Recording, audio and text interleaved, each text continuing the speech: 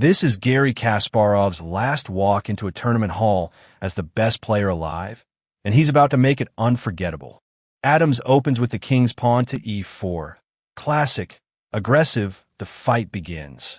Kasparov fires back the Sicilian, a pawn to c5, black's weapon for the throat. Outswings the knight to f3, Adams eyeing the center. Quietly, Kasparov pushes to d6, building a low, sturdy wall. Striking the middle, white rams a pawn to d4 and tears the position open. Snap! Black c-pawn takes on d4, Kasparov refusing to sit still. Recapturing, Adams' knight lands dead center on d4. Up leaps black's knight to f6, hitting and developing at once. Reinforcing, white's knight joins on c3, full Najdorf battle lines. Then comes the move that defines it, a tiny pawn to a6, Kasparov's famous Najdorf poke. Adams slides his bishop to e3, glaring toward black's side. Bolting the center shut, Kasparov plants a pawn on e6. Calmly, white's other bishop develops to e2. Kasparov's queen swings to c7, already aiming at the heart of white's camp. With the queen to d2, Adams sets both kings about to run opposite ways. Here comes the storm. Black throws the b-pawn to b5. The queenside assault begins. Propping up, Adams answers with a pawn to a3, trying to hold the wave back. Kasparov's bishop slides to b7. A sniper aims straight at white's king. Bracing his attack, white plays a pawn to f3. Onto the fire, black's second knight jumps to c6. Adams castles queenside, his king running to c1, right into the path of Kasparov's pawns. Bold or doomed? No hesitation.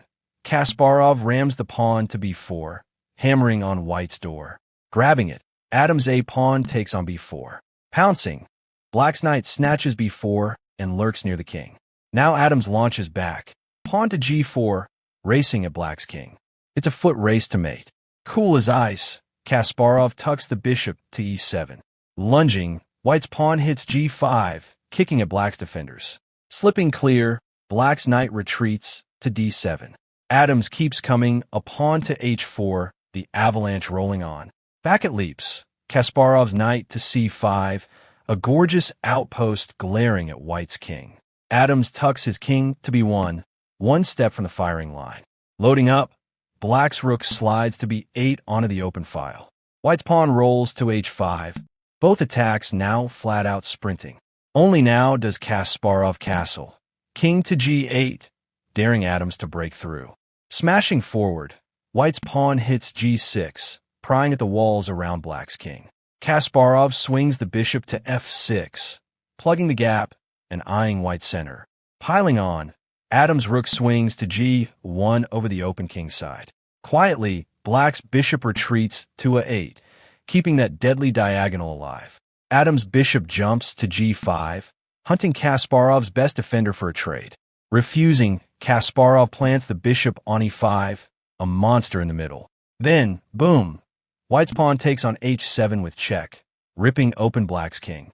Unbothered, Kasparov grabs the pawn with his king, walking into the storm. Here's the slip. Adams swings his knight to b3, when his bishop back to e3 was the move that held. The floodgates open.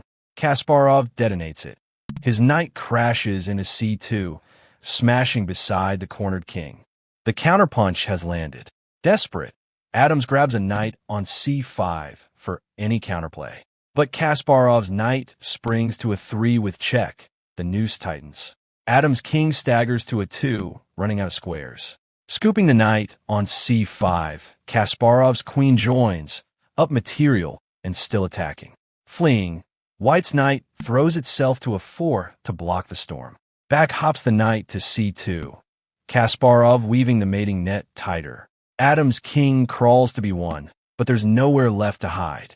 The hammer falls. Kasparov's queen slams onto a 3, mate unstoppable. The greatest player alive bows out a winner. Adams resigns.